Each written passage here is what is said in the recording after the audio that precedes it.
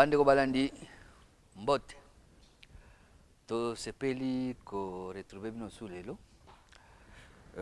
pamba te to bembuka ki mwa moke to koliki ya bolandaki na bilili to zaki na délégation oyo accompagnaki mama na biso ya mboka mama Olive Lembe Kabila boyebi mama zaka chaque fois soka za na ba action abenga bana baye na n'importe quel domaine mingi ba pandisango pour na ba action sociale ba action oya salaka azaka pe mingi na besoin ya baye bazo sala quelque chose pour na mboka pour ete mboka ekende oboso ndenge moko na molongani na ye mokonzi ya mboka na biso Joseph Kabila Kabange bandeko balandi turo oyo mama amemaki lisusu minganga baye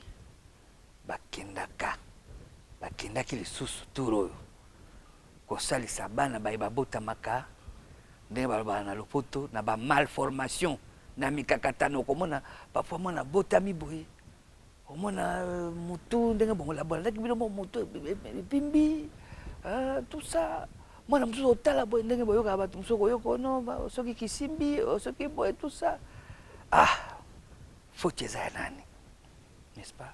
Faute eza ya nani? Est-ce que faute eza ya mama? Est-ce que faute eza ya mwana? Est-ce que eza sukutu balobi bazomba mitu na bi? Est-ce que eza faute ya nzambe? N'est-ce pas? Alors lokola toza na minganga bango nde bakomeka koyanola na mitu na mi, n'est-ce pas? Makambo mai mautaka wapi? Na les Français bakoloba à quoi il due tout cela?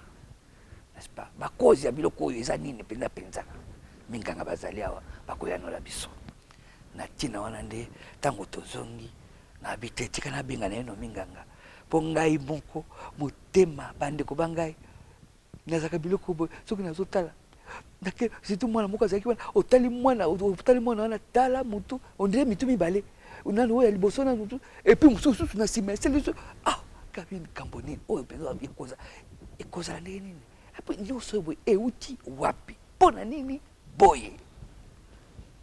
Alors minganga bazali awa tokolika baprofite mpe na émission bapesa mpe toli, n'est-ce pas, na bamama, n'est-ce pas, tokolika mpe mpo ndeko moko mpe n'est-ce pas, tozaki na ye mpe na kote na banza na Goma aye papa Lushima vraiment mboka koyebisa mpe baminganga wana basenga na bakonzi na mino mpe bapandisango mpo senga na bakonzi keno comment on appelle ça, consultation prénatale, n'est-ce pas? Est-ce que koki kozala gratuité consultation prénatale ça ndenge ezalaka keno mama soki akomi na zemi akende kotalisa baminganga batala tout ça bapesaki etoli keno sikoyo osala boye sikoyo elia boye baminganga bazali bakoyanola na mitu na miemiso mpe tokosenga mpe na bakonzi vraiment basala ete consultation prénatale ekoma gratuite na mboka na biso mobimba. Pourquoi pas, n'est-ce pas? C'est très important.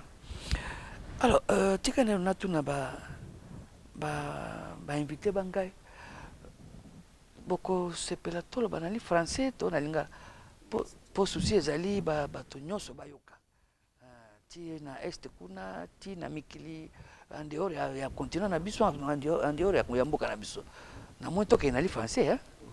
Bon voilà, très bien. Alors comme ça même attend un mot de la fin hein. Papa ko beta mamu kena na lingala pe moi résumé va ramasser papa on a pas quoi ramasser. Alors docteur Jeff Ntalaja ndio azalia na bana bosi boyebi déjà bozo mwana ye na bilili mingi. Docteur Jeff Ntalaja, s'il vous était donné de vous présenter, comment vous le feriez? Merci beaucoup Jean-Pierre pour la parole. C'est pour nous une grande joie aussi de venir dans ce plateau. Merci beaucoup. C'est une occasion aussi de passer les messages à tous ceux-là qui ont ce genre de problèmes pour leur dire qu'il y a toujours l'espoir. Qu'il ne faut pas désespérer parce que sur base de l'expérience que vous avez vécue avec nous, vous avez pu voir que nous les Congolais, il suffit juste d'une petite organisation qui est toujours capable de faire la biloko ebele. Alors, ce qu'il faut me présenter, comme on a dit, Dr. Jeff Ntalaja Mukengeshai, naza médecin ou un neurochirurgien, c'est-à-dire biso de tosonyaka, maladie nyosuyamitu, donc les pathologies cérébrales, il y a colonne vertébrale, ainsi que il y a membrane nango na ba nerf ou des spécialités de la biso. En dehors, il y a wana nazali vice-président de la Fédération africaine, il y a un neurochirurgien, plus chargé dans la zone francophone. Nazali pe secrétaire général, il y a la Société congolaise, il y a un neurochirurgien. Et ceux qui n'ont pas dans mon cours, Nazali pe chef de service adjoint à service de chirurgie, il y a la clinique Ngaliema. De la mon cours, présentation au Italie, Ngai, Dr. Jeff Ntalaja. Merci, Minki. Tous appelés comme sous Dr. Richard, voilà. Ndeko, il peut se présenter pour Balanbabiso. Bye bye, madame. Ok, merci beaucoup, monsieur Lushima. Et surtout, merci pour l'invitation et l'opportunité que vous nous offrez aujourd'hui, ce jour, pour pouvoir un peu expliquer à la population ce que ces missions réalisent. Parce que je m'imagine la plupart des gens qui suivent la télévision voient les images, mais n'ont pas beaucoup d'explications sur ce que nous faisons. Okay. Alors là, je m'appelle Dr. Richard Mvola Kapela. Je suis médecin anesthésiste réanimateur urgentiste. Je suis médecin chef de service des urgences, réanimation, anesthésie de la clinique Ngaliema et médecin chef de staff médical de la clinique Ngaliema. Voilà. Ok. Première question. Bon, tokolika mituna mi ezala pona mino banso oya koza pe na mwa liloba bakisi moninga ainsi de suite. Motuna liboso. Na yoki mingi tozo yoka depuis bobande zaka neurochirurgie. Neurochirurgie. Elinko lobanini. Dr. Ntalaja. Merci beaucoup, Jean-Pierre. Comme dans le baki, que neurochirurgie est une discipline médicale. Au etalaka, au babengaka, ba maladie nyoso ya cerveau, na ya colonne vertébrale, dans l'ensemble, ainsi que ba membrane ils ont entouré na baner de neurochirurgie. Mais différence na biso na ba neurologue par exemple, bango pe batanga ka maladie o nyoso na otiko cité, mais biso andeo ya oana biso to opéraka. Batonyo so bazala ba maladie wana maladie lokola ya cerveau to opéraka eza ba maladie benga lokola batonyo so basala ka ba tumeur ya butu biso nde to bimisa to opéraka ba tumeur ana bato basala ka ba AVC biso nde to opéraka bato ana na batonyo so bazala ba malformation nyoso ya mutu neti bana oto kolobela lelo eza biso na niveau ya colonne vertébrale eza ba maladie o babenga ka hernie discale nde spécialité na biso batonyo so basala ka ba accident colonne vertébrale et bukani biso nde toza capable ya kozongisa colonne na place nango pe ko fixer sous terme moko soki névrisme soki nini anévrisme anévrisme yango pe eza lokola misiso etambosaka makila na mutu epanzani nde babengaka yango nde maladie ya monene oyo ezalaka na bamaladi nyonso soki ozwi yango ebandeli eza liwa mais lelo oyo toza quand même capable ya kokanga misisa wana kosauve ba vie depuis un certain temps comme la matériel. Donc c'est pour dire que des pathologies onyoso, ba maladie onyoso et bandeli et dans la solution te biso ba neurochirurgien groupe otozonga to koma na ba banda ki musala na depuis kala na kobosa nte ko pesa longonya na yaya na biso papa na biso docteur Belchika oya sala ki musalo pendant longtemps na mboka oyo de bisope oyo génération tozongi toyena ba biloko nyos ba moyen mingi pona ko sala ko salisa ye ko sala na ye pona ko faire avancer discipline oyo c'est pour ça les loyo par exemple ba tonyo so bazao kende na libanda pona ba tumeur to koma ko opérer bango sur place ba yani déjà to koma opérer bango sur place même moyo cité anévrisme ba komi ko ça l'opération sur place yango wana. Donc comme pour dire que peuple congolais bon moni était soki toyokani soki tolingani soki tosangani tokozala makasi n'est-ce pas congolais toza pe capable ya kokamwisa molongo tala ndeko bozomona oyo yende sikoyo donc yena équipe na mobimba tout ça donc ata moto yango ata ndenge nini tout ça bakosala tout bazongisi. Est-ce que c'est à n'importe quel âge ata moto ata mwana comme par exemple na ba 15 ans ba 10 ans bokozongisaka moto yango vraiment ndenge ezaki? Est-ce que ça n'est pas qu'on a par exemple na moto ya mwana par exemple azala par exemple na 1 an ou bien quelques mois? Est-ce que ça n'est pas ezali ndenge moko te parce que évolution ya mutu ezodépendre na âge. Ça signifie que soki lelo mwana aza na mutu monene maladi babengaka mutu monene babengaka hydrocéphalie otokolobela awa, soki mwana aza na moins de 3 mois à 6 mois soki toopéré akozonga ndenge moko lokola bana normal, c'est-à-dire akozongela classe, akozongela habitude nyonso, akokola lokola bana nyonso. Mais soki mwana asalexi âge moko boye ekomi lokola 10 ans, une année, 2 ans, 3 ans, et ça dépend de la bana et à développement ya mutu. Au ce qui développement c'est comme makasi, récupération et kozala lisoso mingite neti ya mwana ya muke. Akoki ko récupération zanine akotika la envie mais akogarder ba séquelles na mutu ya kokola. Mais bao baza mike bakozonga na classe parce que parmi na koyepsa o tokopesa bino basa siki na suka, bao to opéraki presque 40% bazonga classe. Donc ça espoir dans la famille na bango. Soki to peka bango tembele 40 ou 60% mbele basi bakufi pe ba misu swana me batikali bakizengi. Donc ça signifie que évolution et ça dépendre selon l'âge. OK. Ezana bon, voilà des missions na bino, mission médico-chirurgicale, prise en charge des hydrocéphalies et spina bifida. Ça existe depuis quand? Mission wana historique nango et tozongi na 2015. Na 2015 papa mokonzi Joseph Kabila a organisé une mission moko na Lubumbashi na Lubumbashi babengaki yango mission présidentielle. Kuna na Lubumbashi babengisaki ba minganga nyonso basalaka ba domaine nyonso na Congo tokutanaki kuna. Et puis biso batu ya neurochirurgie babengisaki puis biso nde kuna tokendeki kokuta bana ya mitu minene tobandaki deja kosoigner bango awa mais ezalaki pasi mingi parce que ba intervention na ezalaki ku ebele pe ezosenga ba moyen ebele mais ba famille oyo bazako koya bazaki na ba moyen te. Ekutaka combien? Kosomba kaka tuyo apamba na kit opératoire oza déjà na ba $1000. Soko compter na ba hospitalisation na ba opération okyo koma pratiquement na ba $2500 à $3000. Or famille nyonso yaka na bango nyonso majorité baza ba famille pauvre. Donc moyen ezalaka te, c'est comme ça que tomi organisaki na biso tokeyaka déjà ONG moko comme nango Winner pona koluka moyen ibatoyo ONG Winner pona koluka moyen ya batoyo baki kosalisa. Pourquoi Winner?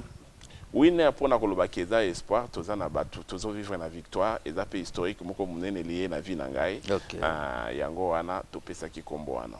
Alors pona kozongela na 2015 tokendaki kuna mama te papa nga mabiloko ebina nga ko sauter ngo boete olobi soko donc Winner wana eza po toza na elikia to perdre ka espoir te na bomoi eza pe lié na vie na ngol banini papa est-ce que le kamo ko komela yo pozaka na mutu munene obotama na te na koma janvier na koma botama na mutu munene te mais parce que na vie nanga nazalaki ngai nazana mwana moko ya mwasi kotobota avant kozwa eto salaki ba fausse couche belé en fin de compte to kozwa mwana nande babengaka ekombo ya Winner. Donc ezaki espoir na désespoir to kozwa Winner.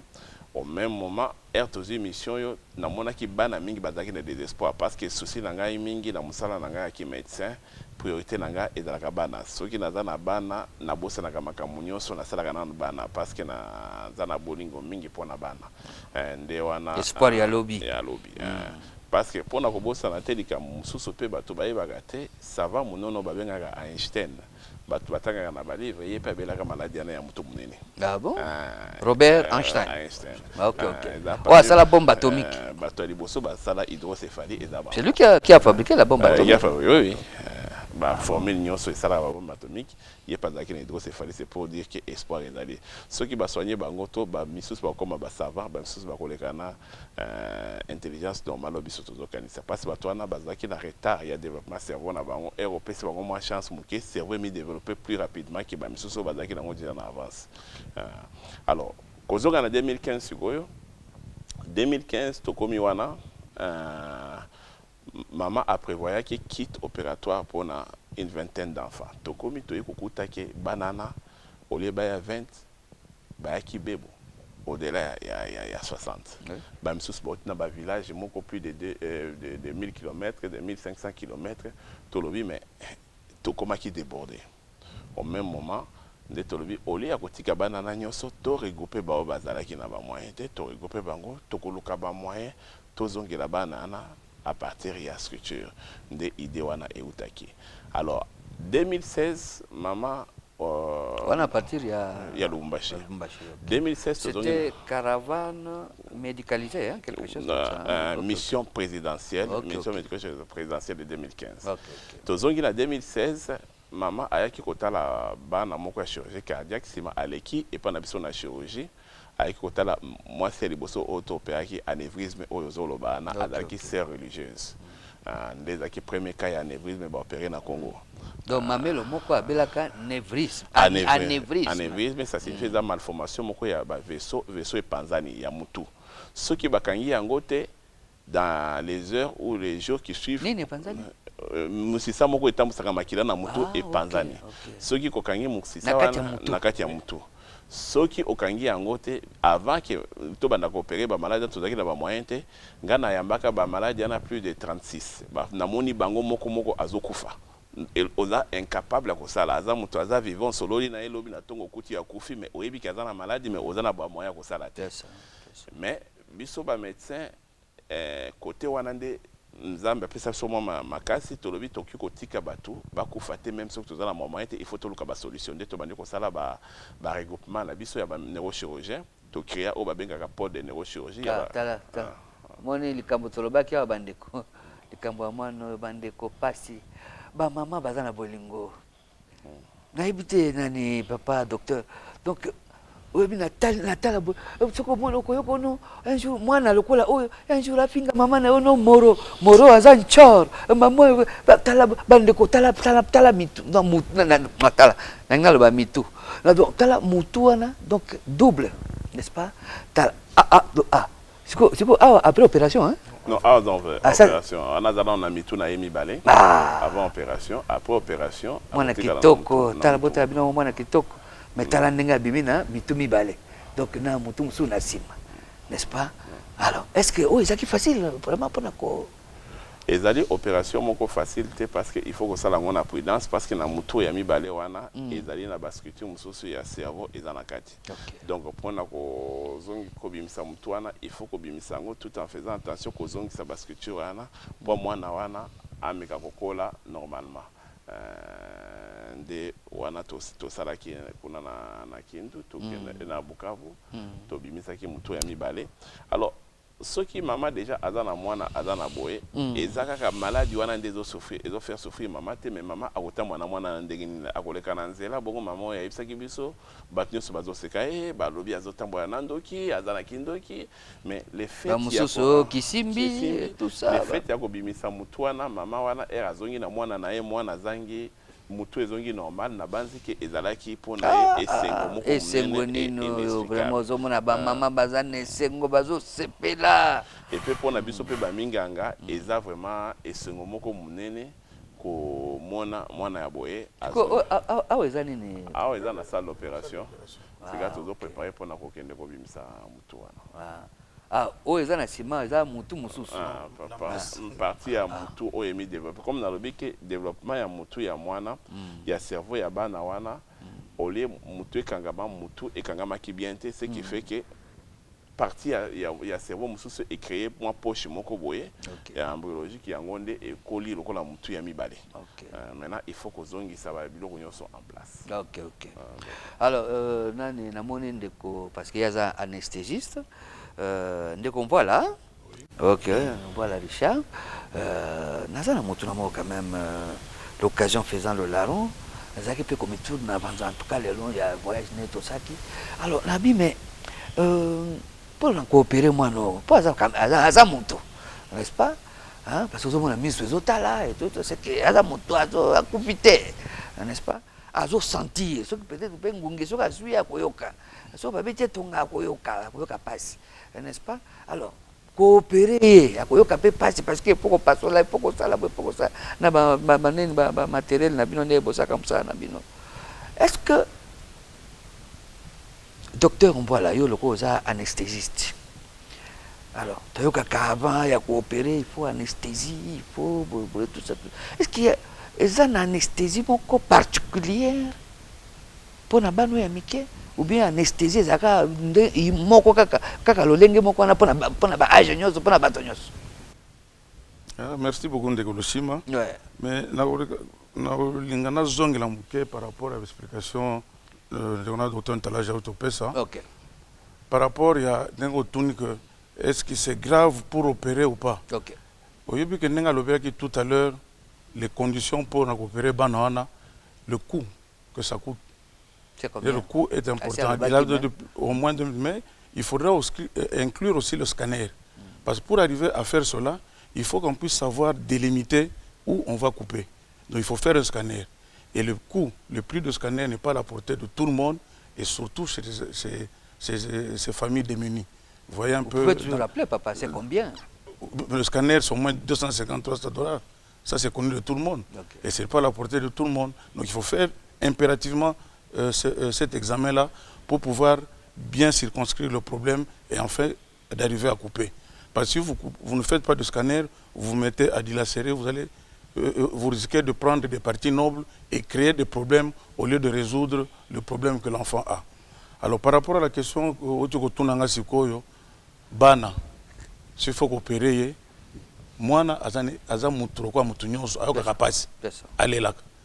d'où il faut impérativement faire une anesthésie, il faut l'anesthésier. Alors pour ce type, cette catégorie d'enfants, je crois que... Ça dit anesthésie pour la bana. Pour la bana, oui, on fait une anesthésie générale. Ah, okay. Et les enfants ont une particularité. C'est ça même, oui, particularité par rapport à leur volume, leur poids. C'est pour ça que vous verrez que nous demandons souvent l'âge, le poids de l'enfant, parce que quand vous donnez aux OPSABAKIS, il faut tenir compte du poids.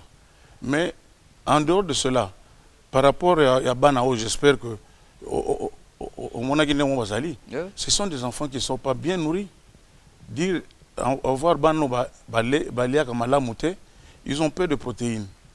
Et quand vous faites votre anesthésie, vous n'allez pas donner les mêmes doses que vous avez au risque d'intoxiquer. Parce que ceux qui ont une dose normale, ou intoxiqué, et c'est comme un peu que moi, vous commencez à attendre.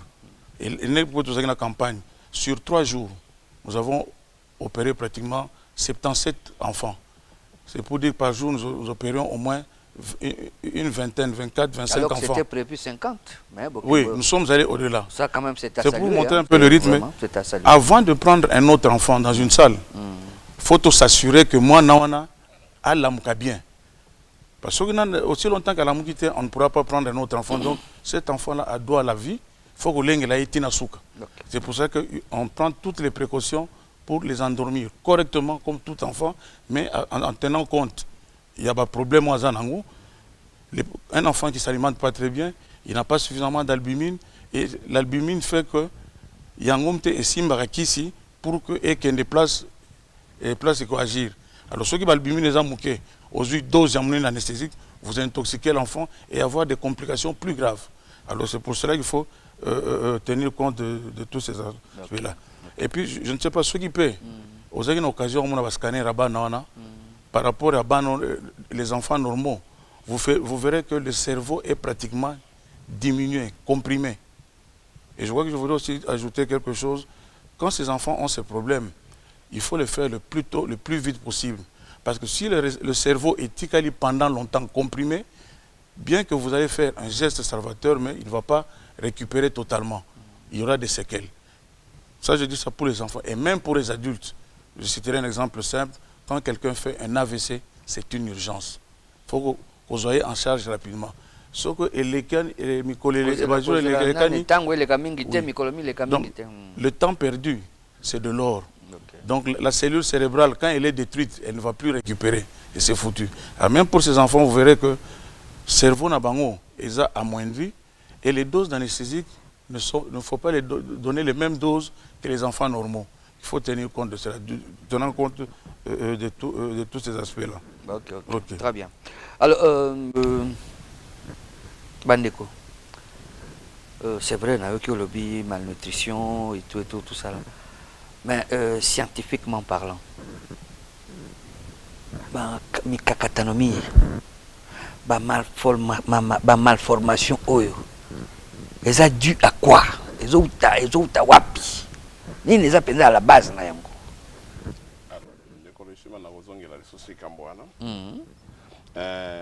Malformation, comme vous remarquez bien, ils ont comme mingi na ba famille pauvre, ba famille démunie, ba famille défavorisée. Et pas ba famille au bazar na ville, malformation ana au bazar na ba famille au bazar bien, malformation ana examingité. Pourquoi? Parce que ba famille au bazar démunie, il y a d'abord problème d'instruction, première chose. Ba maman n'est na coin reculé démuni ba kendaka ko sala ba CPN na bango te. Peut-être parce que c'est consultation prénatale. Ah, ok. Donc ce que vous savez que c'est consultation prénatale, et puis deuxièmement voilà. Alors que dans la volonté mais à dans bon ko kendo sala yango. OK. Wana eloko liboso. Secondairement kolia. Banana mingi constat ezali que bano yo bazobota malformation ana eza parce que ba maman na bango bazana vitamine moko na nzoto muke o babenga acide folique quantité na ngo eza muke mais vitamine ana eyaka nini na biloko kolia eza na ba légumes mingi nde okuta vitamine wana soki mama pendant grossesse na ye azana ba conseiller te akopesa ye akena na ba constatation na prénatale te ba pese ba conseiller na qu'il faut aller ba légumes mingi asala boye ba mesurer ba vitamine wana na nzoto na ye soki ezali te ba pesa ka bango supplémentation ya vitamine ana ye azana mboko ke na constatation te donc akozwa ba bénéficiaire la nyonso te conséquence déplace ba maladie les autres. Troisièmement pe eza ba maman mususu azana zemi na premier trimestre abeli mwa malaria bake ba tindike ba antibiotique ba tindike ba kisi moko ba kisi ana eza nocif na mwana oyo azana no na libumu yango pe eza à l'origine ya ba malformation. C'est pour ça na obi de manière générale eza instruction, secondairement eza constatation prénatale au maman bakendaka te et puis troisièmement ezali faute na bango te et mais ezali pauvreté. OK. Bon, on a habité ndenge moi mingi lobami déjà nazali komituna na bi mais peut-être ndenge bosi bolimboli déjà neurochirurgie elingo loba nini alors mais nayoki déjà bosi bo effleurer déjà tikana loba te ono bosi boyibinga mituna wana to ba réponse na mituna wana hydrocéphalie n'est-ce pas ezali nini spina bifida kutu nayebi te nazoloba me bamusicien soki bayoki okoyoka bamosusu bazwa bakombo nazomona mokalai deja azosala bondo nde ye alingi azwa kombo yango alors mpo biso okoyoka no musicien moko asi azwi kombo okoyoka no nga kombo na nga spina bifida n'est-ce pas ou bien bamama bapesa kombo na bana n'est-ce pas hydrocéphalie elingi koloba nini spina bifida elingi koloba nini hydrocéphalie na spina bifida ezali ba maladie mingi ekomaka epai ya bana. Hydrocéphalie ezali malformation moko eza na cause malformative ekoma na cause mususu mais biso tozonga mbisi na bana ezali cause malformative eza malformation moko ya congénitale donc bana babotamaka nango eza manifesté par na nzoto na biso na ba cavité moko oyo nettoyaka ba salite nyonso mai nyonso ya salite ya mutu pe epesaka biloko ya kolia na mutu Ce qui cavité wana et dans la tuyau o elekisaka mayane cavité c'est-à-dire trou neti ba tout ba citerne moko na mutu oyo ebibisaka salité ekotisaka ma ezakasika na ba passage na ngo soki passage moko ekangami mai wana moye ebima lisusu te etikali na mutu yango nde ebandi kovimba olie ke cavité ezala moke ba citerne ekomi monene et occuper place nyonso ya cerveau nde mutu pe ebandi kovimba nde babengaka hydrocéphalie.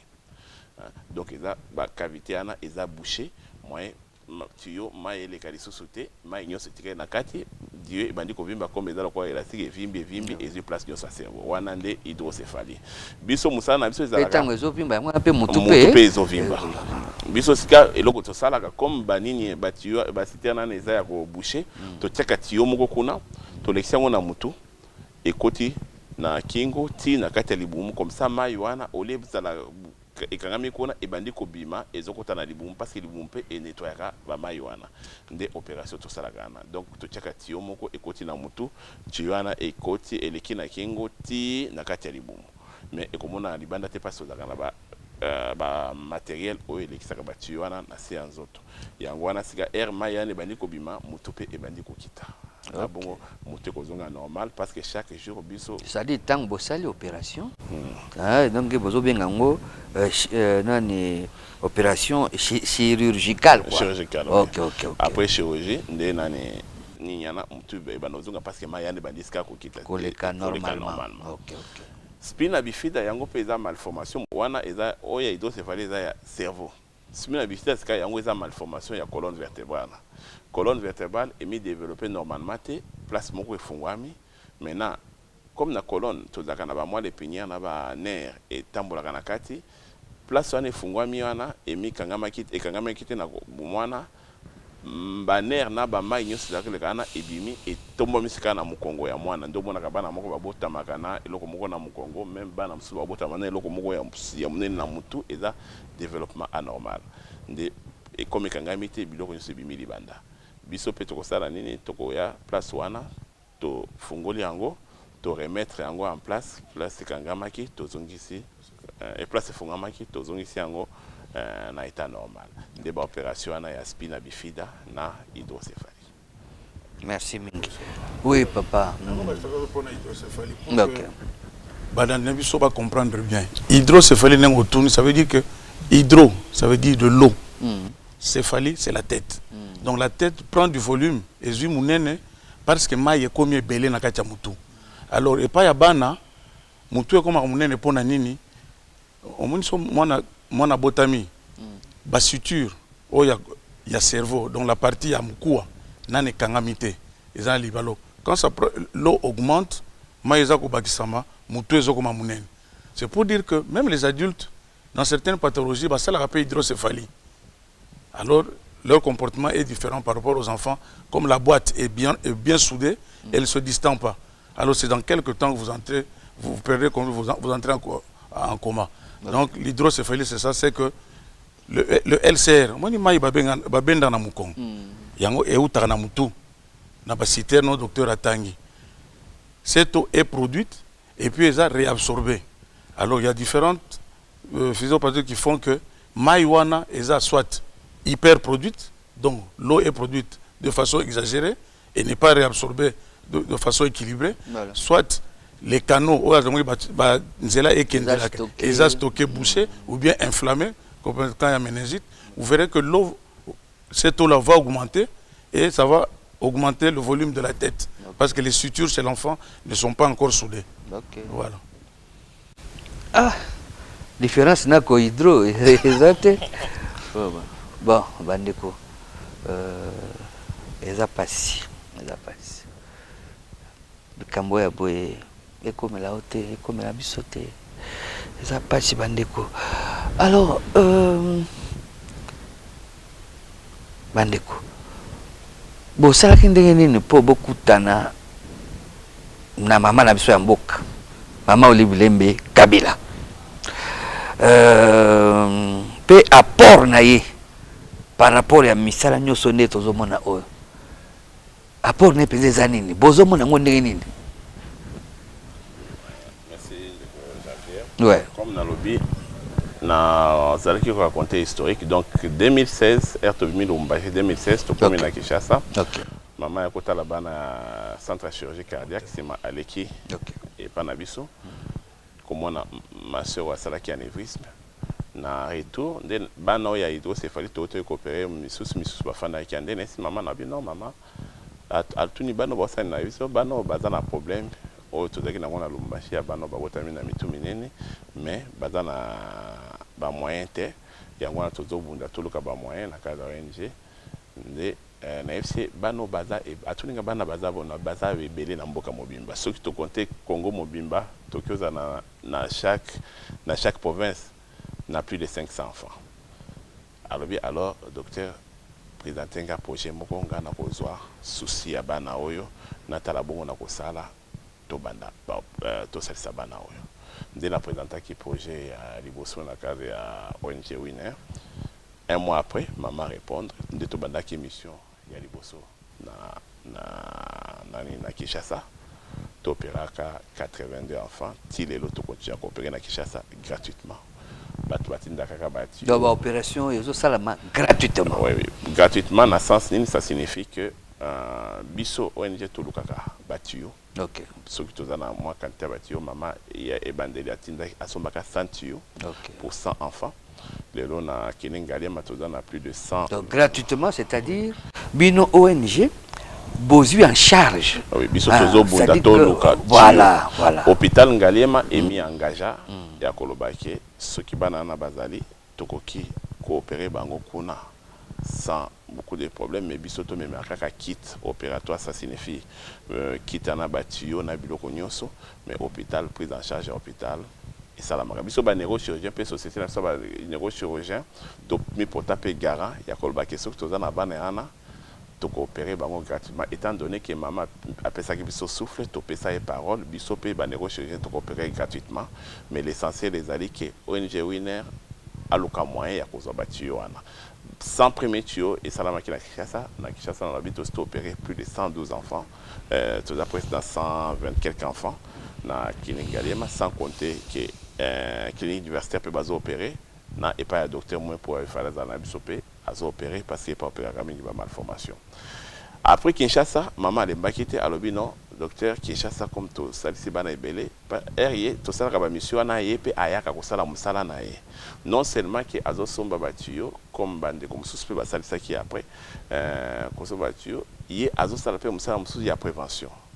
Chaque fois que tu as la mission à Koyawana pour nous la message à kopesa maman il faut dire malam bongo na lobaki il faut qu'il na conseil wana et les candidates étant donné qu'il y a za maman mokonzi ya mboka razo pesa message eza parole moko batu mingi bakolanda tozana besoin ya musala wana neti bino ba journaliste bozolo ba wana batu bazoyoka message ezoleka le fait que parce que eza ba maladie moko to ko éviter yango Tokyo éviter ou qu'on diminue sensiblement, qu'on éradiquer le Cambouana, ceux qui sont catholiques, en pratique. Biso tozo soigner kakaba conséquences ya maladie wana. Mama akat atika ki wana te alobi non, Lubumbashi totika ki bana tuna na Lubumbashi baza combien? Ba epsipe na Lubumbashi baza soki parce pas comment soki ba 80 alobi tokende Lubumbashi. Tokenda pe Lubumbashi, na Lubumbashi peut opérer ndenge moko plus de 80 enfants qui baza bien les lots. Après Lubumbashi, maman lobi non, tuko suka wana te. Olobaki ke Kindu basi babenga ke balobi ke bana baza kuna tokiti na mama na Kindu. To opérer pe na Kindu bana obazana ki kuna. Après Kindu de Goma na Bukavu babengaki. Donc ça signifie que chaque fois que maman apport na ezamune mingi parce que sans batio wana toki ko opérer te.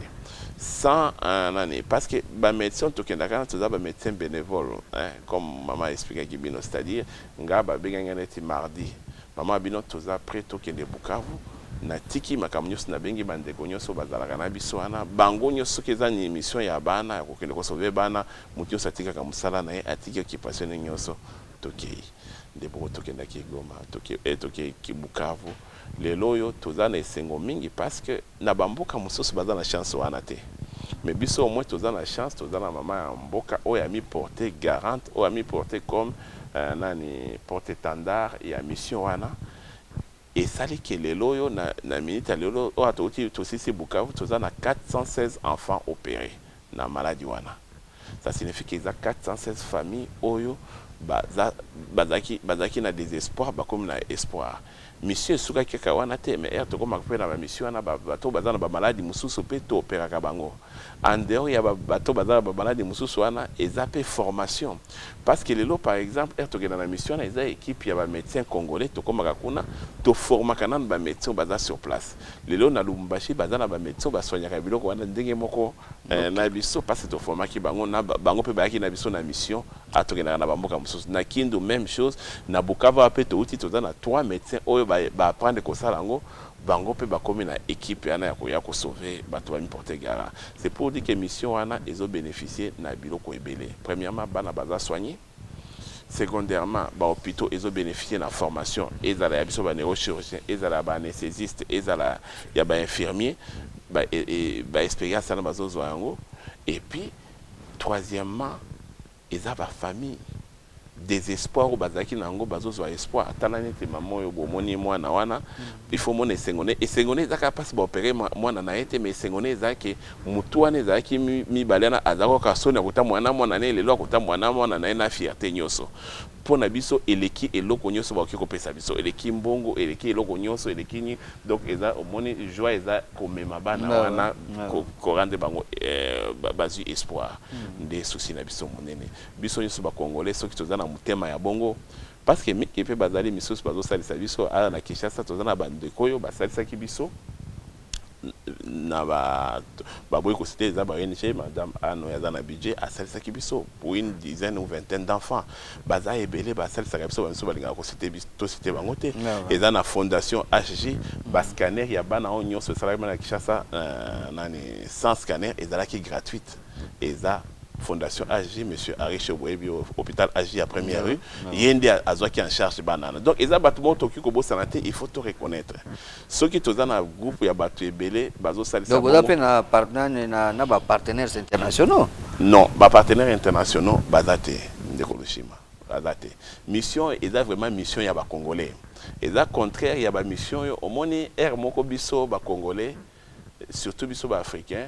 To minimizaka niveau biso tozalango yo zaki na zaki na Bukavu to opérer 80 enfants en 3 jours ba mindele bazaki na CICR ba fandi ba lobi dan ba mona ilikamba boete bango ça fait 2 mois bazo opérer mission moko ya opérer 15 goitres 2 mois nan ba sali mission te bazo préparer ngo pendant 2 mois mais biso to sali papa zongela nanu phrase wana ça fait 2 mois bazo préparer ça dit bo opérer combien en 80 enfants en 3 jours. Mindele, c'est pour dire que biso ba congolais ceux qui toza kaka organisé toza capable ko sala biloko ebele to la kisi yango que toza capable ko sala biloko ebele ngaya na efsi na kamwe balobi ba monda na ngambo ya boite ke ba Congo ba to mwindo ba sala toza capable biso pe toza capable n'est-ce pas to sala nde forto mieba toza banani toza na maboko mibale mutu moko toza pe batu nous sommes capables ya kokamwisa molongo n'est-ce pas mais à condition que to miyeba oui papa nde na lobi ke kuna tozo kende de koloshima ça ba maladie ya mboka na biso so toza organiser pe ba ko benga biso pe na bamboka mususu pasi basi babandi bande kona so Madagascar na Angola batu mingi bazo benga biso pona ni boko ya pe pona biso te lelo yo ba première dame ngana zaki na Abuja kuna ba zaki nommé nani président ba neurochirurgien zone francophone ezali pamba te eza pona misala onyos ba bino ba congolais comment bomi organiser tozo bima na place tozaki ya kobomba na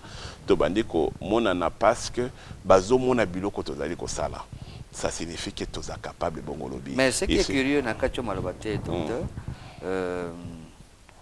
ba tokotanga kombo ate nalandi ba chaîne ya Mikila Poto en tout cas nalandi mwa muke tout ça bazo sala allusion na makambo te non so botu ko sala boto et pourtant na moni ndenge ba sepeli bisika to uti na Bukavu kuna bazo sepela ba tout ça ba mama bazo sepela tout ça alors on le veut na mine mtu bazaki wana ba kama ko tout alors makoyoka likambo mwana kam na ibite bango balingaka kaka ya mabende sepesaka bango baloba mpona Congo tout ça là vraiment nayoki yango nanu te na chaîne moko mikili ya poto.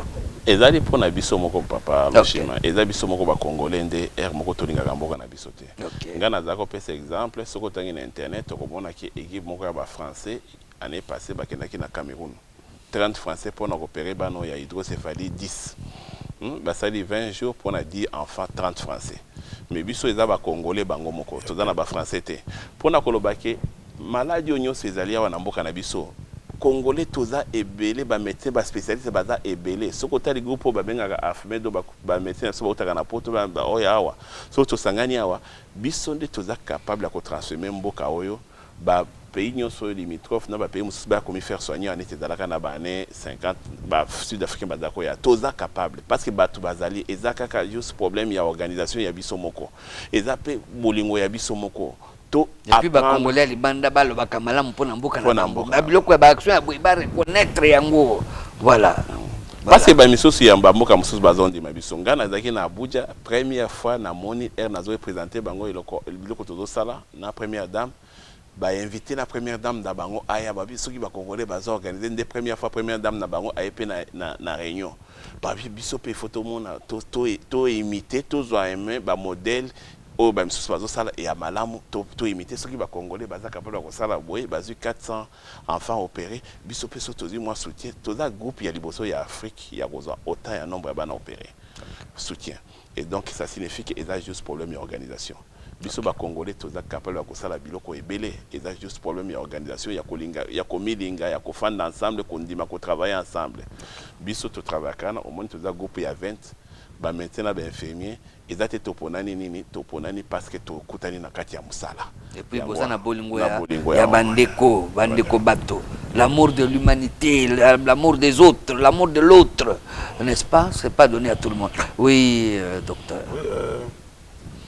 c'est quand même quelque chose par rapport à l'organisation parce que les spectateurs mususu bakomi tuna comment ils arrivent à Kinshasa et quel Lubumbashi et puis après Kindu et papa lobi ba téléspectateurs ba téléspectateurs et quel à Kindu et puis et quel à Bukavu et puis là tous na Lubumbashi ba médecin mi bayaki to baki de certaines provinces et plus précisément par exemple à Kindu Tokekuna on a fait venir même donc par exemple le neurochirurgien de Bukavu qui est arrivé on a travaillé avec lui il est reparti il a vu comment Nengeto Salaki accueilli.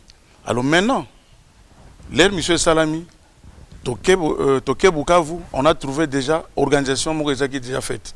Donc c'était un grand pas. À part cela, il y a un médecin qui est venu de Lubumbashi, le docteur Aroum, le professeur Aroum. Il nous a rejoint à Bukavu pour ses interventions. C'est pour dire que partout où on a les compétences, nous mettons ces compétences à profit pour pouvoir faire les choses. Parce que les gens bakomi tuna meponi balongwa ki abake kuna non eza ndenge to kutanaki moko za tel endroit bino chez moi j'ai tel problème il pose le problème est-ce que c'est faisable et nous allons là-bas et voir aussi techniquement ce qu'il y a sur terrain si c'est faisable on y va et raison pour laquelle naïb so connaître la maman première dame a bien abiso équipe nationale médicale équipe nationale donc il y a tout le monde il y a solo. Alors, bandeko balandi, ba invité na biso ba melamo asoy moke. Tozonga na Bukavu. Hôpital yango komboni na susu. Hôpital général de Bukavu. Hôpital général de référence de Bukavu. Bandeko to vivre, to revivre parce que aussi bolandi na ba information et tout ça. Makama pe mususu ezali ya bandeko kuna bandako ezikaki. Boyokaki plus de 200 maisons. Bandako ebele ezikaki. N'est-ce pas pour monter bandaki quelque part tout ça.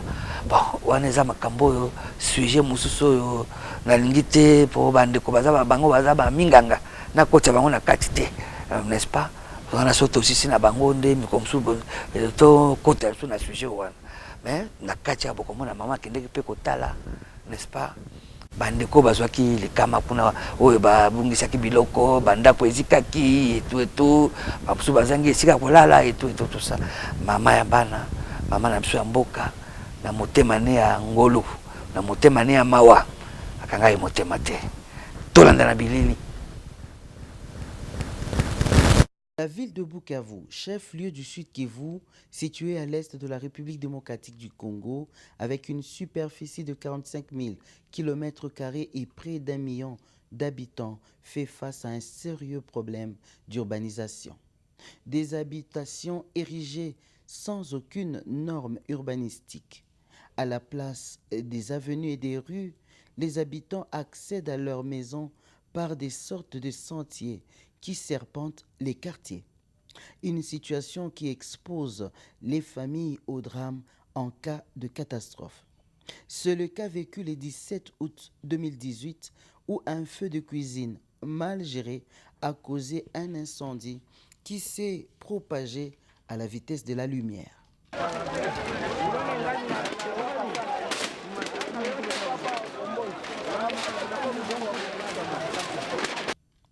Touchant près de 300 habitations. Les gros moyens employés par les autorités locales pour éteindre le feu se sont montrés vains, faute d'accessibilité. 297 familles ont vu leurs biens s'évaporer et se sont retrouvées à la belle étoile. Les cris de détresse de cette population a touché la sensibilité de l'épouse du chef de l'État. Marie-Olive Lembe Kabila, dame de cœur, est allée à Saruskos. L'épouse du chef de l'État fait d'une pierre deux coups en embarquant avec elle une équipe de médecins pour lancer la campagne médicale gratuite des enfants souffrant d'hydrocéphalie et spina bifida. Sur la traversée par bateau de Goma à Bukavu, la première dame a réuni toutes les équipes, les médecins comme les journalistes, pour une mise au point sur le travail à réaliser dans les chefs-lieux du Sud Kivu. C'est après près de 5 heures de navigation que la délégation atteint Bukavu. La ville est en effervescence à l'arrivée de la première dame de la République.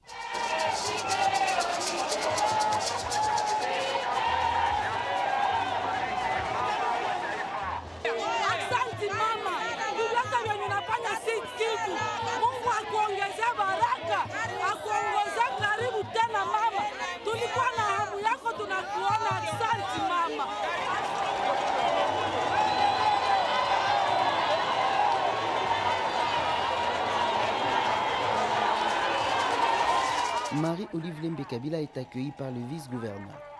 L'épouse du chef de l'État, toujours proche de ses compatriotes, va opter pour la marche à pied du port Emmanuel à la place de l'Indépendance. La foule est en liesse.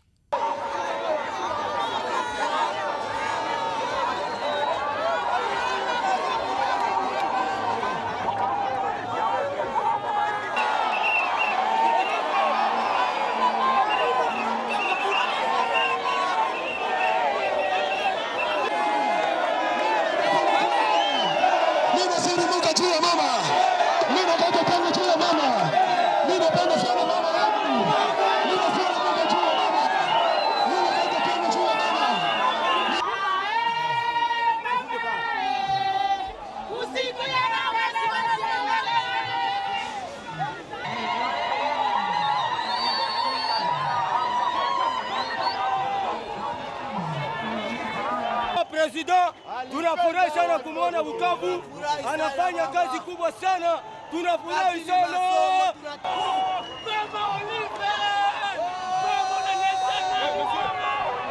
C'est sur la tribune de la place de l'Indépendance que Marie-Olive Lembe Kabila va s'adresser brièvement à la population très mobilisée pour l'accueillir en donnant l'objet de sa visite à Bukavu.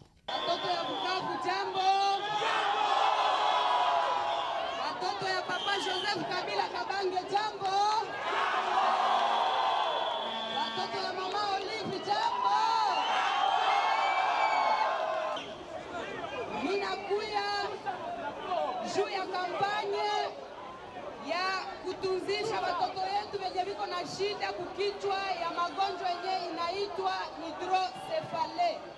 Tumina wapolesha sana na magumu yote yenyewe iko inatokezea huku kwetu. Na mina profite surtout ya wenye kuperdre watu, kuperdre maisha ndani ya maencendie fulani na magumu mbalimbali yenye